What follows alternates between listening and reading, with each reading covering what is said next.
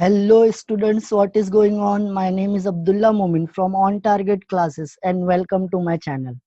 In this video, we are going to see the derivation of amplitude of the resultant wave produced due to the superposition of two waves, and we are going to start right now.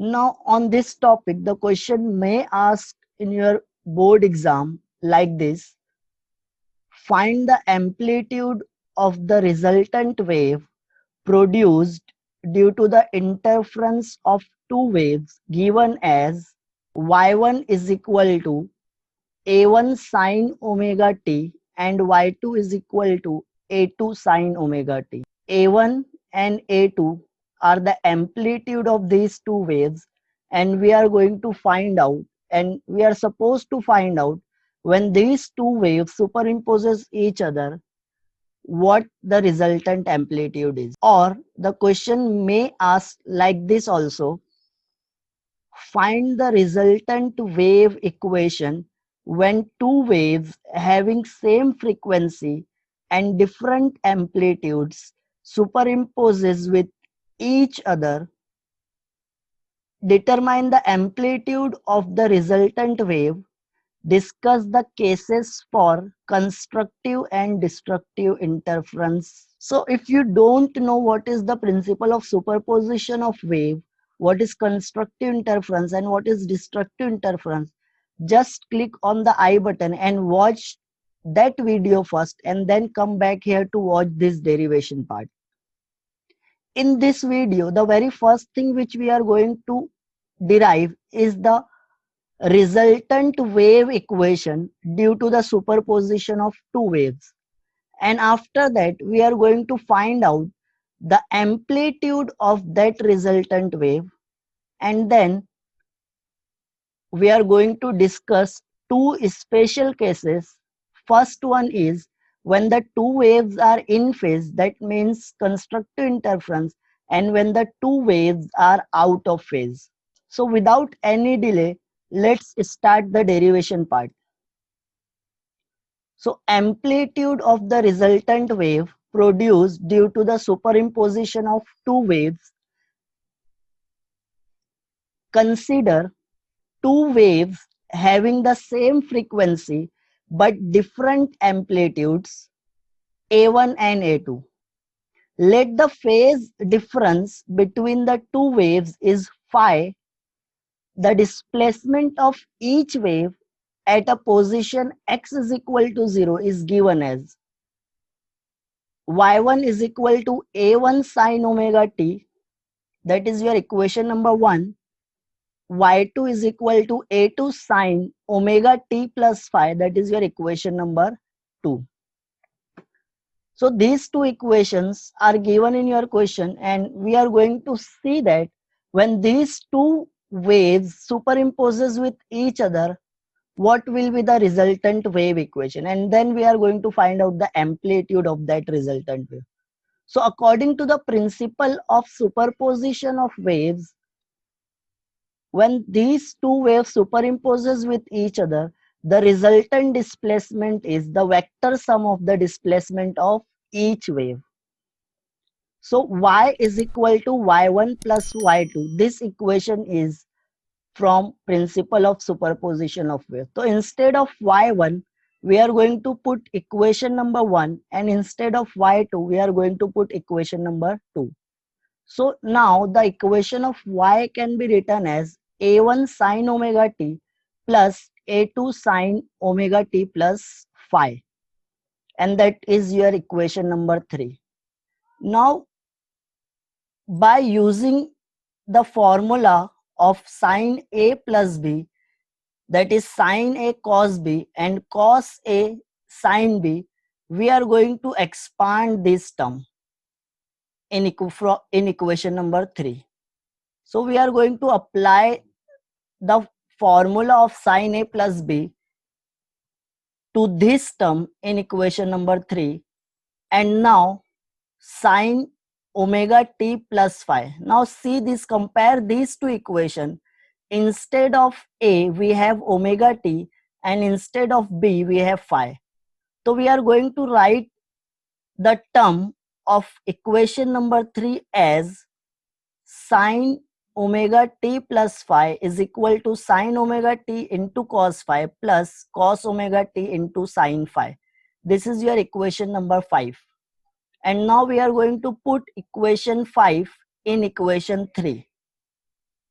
And by putting equation 5 in equation 3, we are getting y is equal to a1 sine omega t as it is and a2, and instead of sine omega t plus alpha we are going to put this term from equation number 5, and that is sine omega t into cos phi plus cos omega t into sine phi.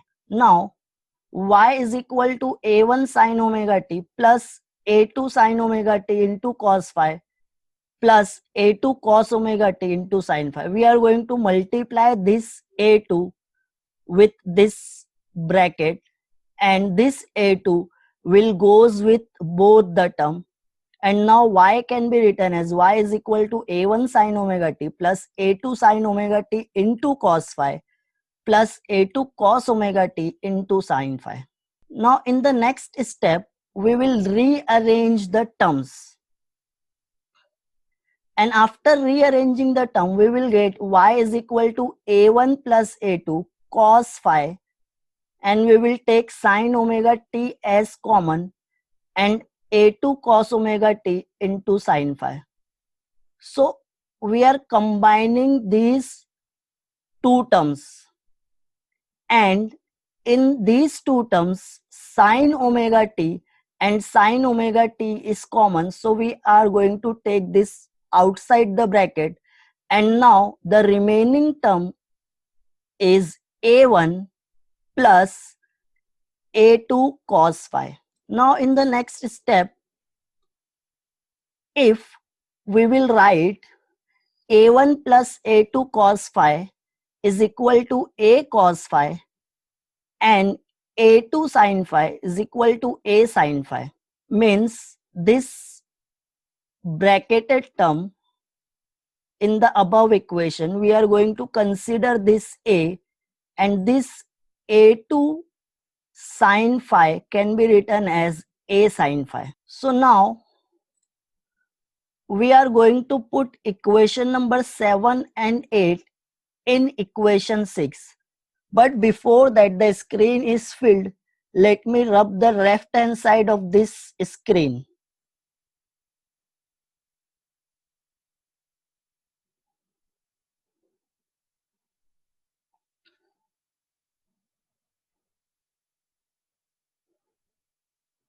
Now we will get y is equal to a cos phi sin omega t plus a sin phi into cos omega t. Instead of a1 plus a2 cos phi, we have putted a cos phi, and instead of a2 sin phi, we have putted a sin phi. So now a and a is common in both the term.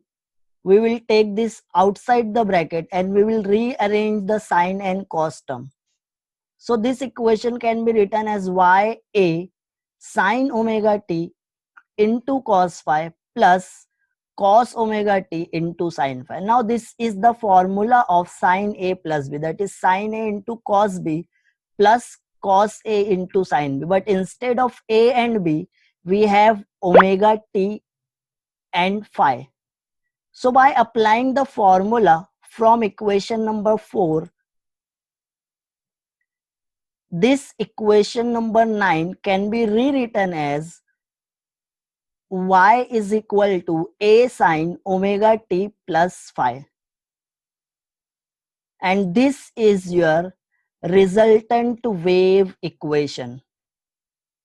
Now in this equation, a is the resultant amplitude, omega is the resultant angular frequency, and phi is the resultant phase. And now we are going to find out the resultant amplitude, that is A. To determine the resultant amplitude A, the resultant amplitude A is given by squaring and adding equation number 7 and 8. So what is equation number 7 and 8? We have seen that in the previous slide. Equation 7 is a1 plus a2 cos phi, that is equal to a cos phi, and equation number 8, a2 sin phi, is equal to a sin phi. We are going to square these two equations, and after that we are going to add this equation. So squaring equation number 7 and 8 first.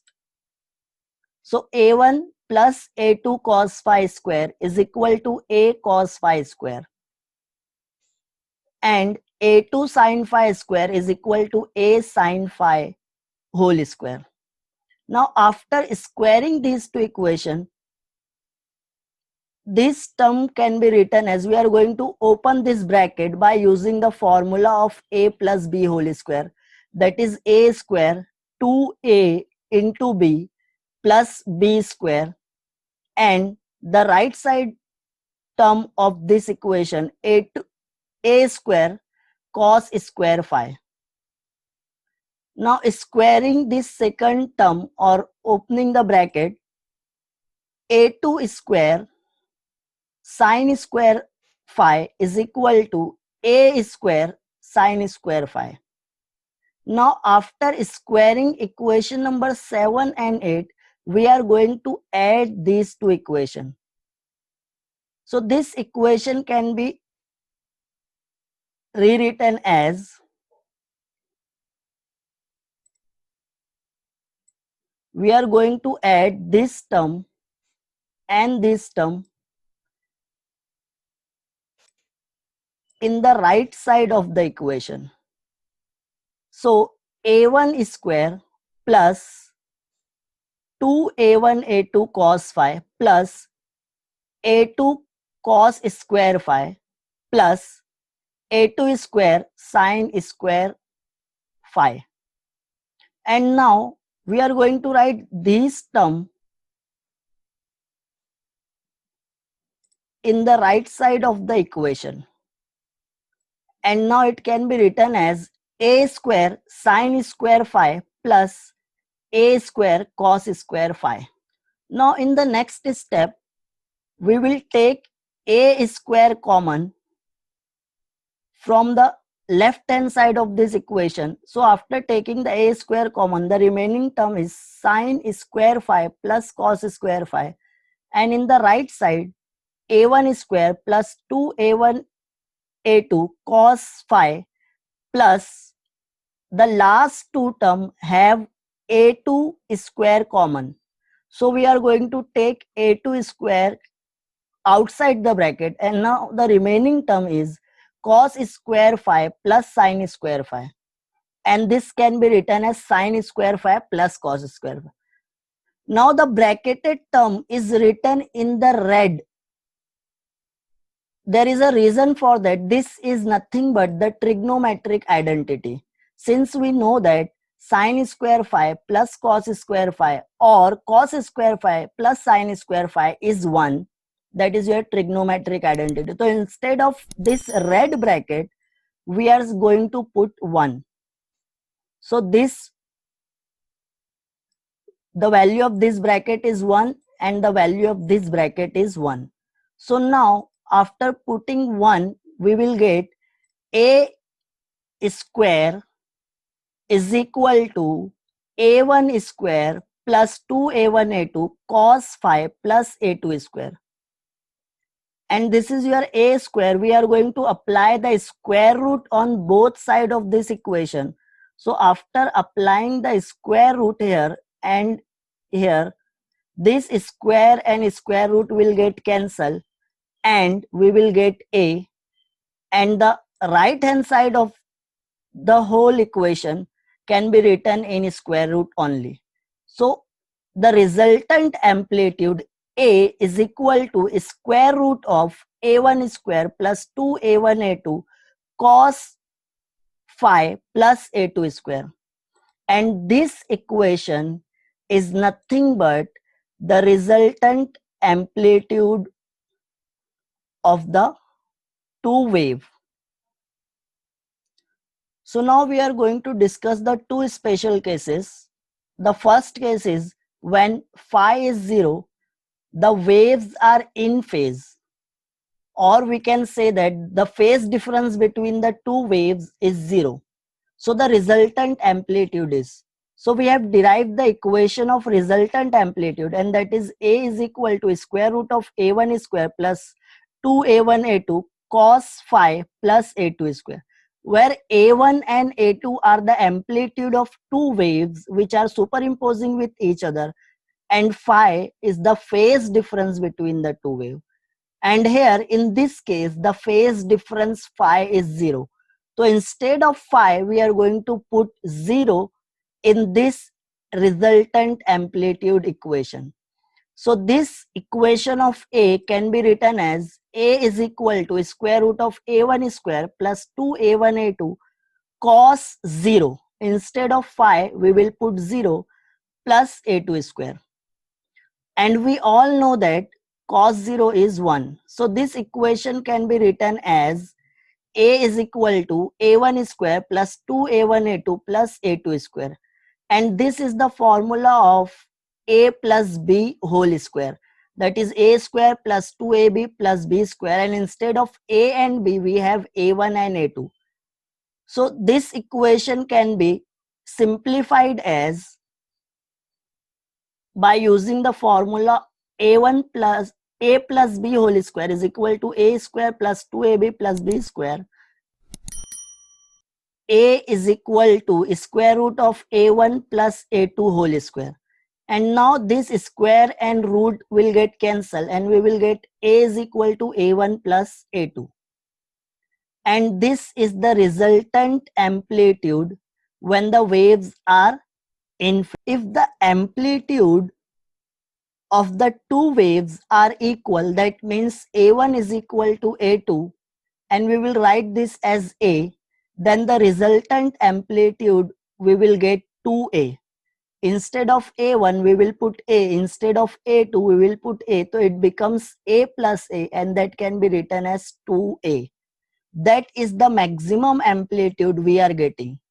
So we will say that the resultant amplitude is maximum when phi is 0. That means when there is no phase difference, or when there is the phase difference between the two waves is 0.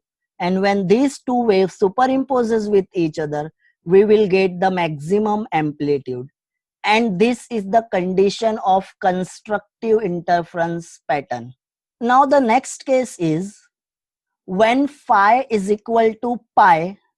That means the waves are out of phase, or the phase difference between the two waves is pi. So the resultant amplitude, by using the equation of resultant amplitude, now instead of cos 0 we will write cos pi. So A can be written as A1 square plus 2A1 A2 cos pi plus A2 square. And we all know that the value of cos pi is -1. So instead of cos pi, we will write -1. And due to this, when this -1 gets multiplied with this term 2A1 A2, this plus 2A1 A2 becomes minus. And the next step, we can write A is equal to A1 square minus 2A1 A2 plus A2 square. Now this is the formula of A minus B whole square, that is A square minus 2AB plus B square. So now the term which is in square root can be rewritten as A1 minus A2 whole square, and root and square will get cancelled, and we will get A is equal to A1 minus A2. And if the amplitudes of the two waves are equal, that means A1 is equal to A2 is equal to A, then the resultant amplitude is 0. Instead of A1, we are going to put A. Instead of A2, we will put A. So A minus A can be written as 0. and the amplitude, resultant amplitude is 0 when the phase difference is pi. So we will say that when the phase difference between the two waves is pi, their resultant amplitude is minimum. If you have made this far in the video, I have one gift for you. The complete notes of this chapter in question answer format is available online for free, and the link of that notes is given in the description. Check out the description. Thank you for watching this video. I will catch you next time.